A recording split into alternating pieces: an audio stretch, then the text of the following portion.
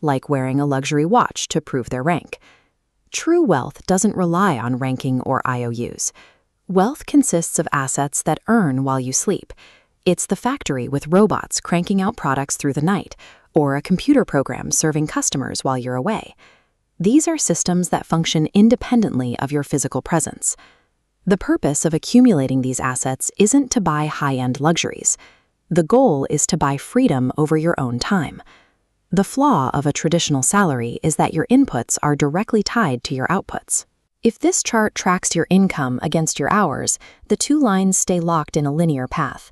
This means the moment the work stops, whether for sleep, a vacation, or retirement, your earnings stops as well. This trap isn't reserved for low-wage labor. It applies to doctors and lawyers just as much as anyone else.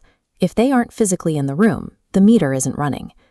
To gain your freedom, you have to structurally decouple the hours you work from the financial value you capture. If a skill can be taught in a lecture hall or a handbook, society can mass-produce workers to do it. And when a skill is common, the market pays the minimum amount required to replace you. You avoid this by leaning into specific knowledge. This is the intersection of your innate talents, your genuine curiosity, and the obsessions you've had since childhood.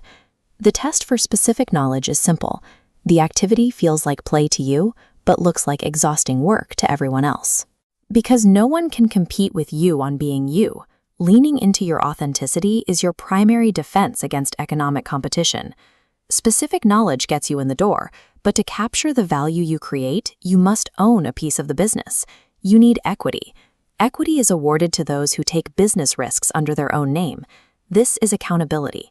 It's the willingness to be the one who stands behind the work when things go wrong. In this hierarchy of risk, employees are paid their fixed salary first, but the equity holders, those at the top, capture the remainder. If the business fails, they get nothing. If it succeeds, their upside is uncapped. Taking public accountability and risking open failure is the price of admission for owning the upside.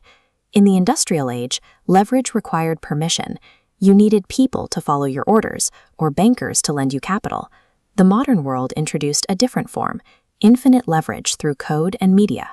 When Steve Jobs revealed the iPhone, he was showcasing a product that could reach millions without hiring 1 million new employees. This works because of zero marginal cost of reproduction. Once the code is written or the media is recorded, duplicating it for the next 1 million users costs the creator nothing. There is an army of robots already firing inside modern data centers, waiting for your instructions. They work relentlessly, without requiring a salary. This permissionless leverage has democratized wealth, allowing a single individual to multiply their efforts without asking anyone for funding or approval. When you have massive leverage, your direction matters more than your speed. If you're steering an ocean liner, the effort of your rowing is irrelevant. What matters is where you point the ship. Judgment is the ability to accurately predict the long-term consequences of your actions. It's knowing which way to point that ship. This is why society pays a premium for judgment. Someone like Warren Buffett is managing billions of dollars of leverage. A decision that is 10% better than the next person's results in massive gains for the entire system.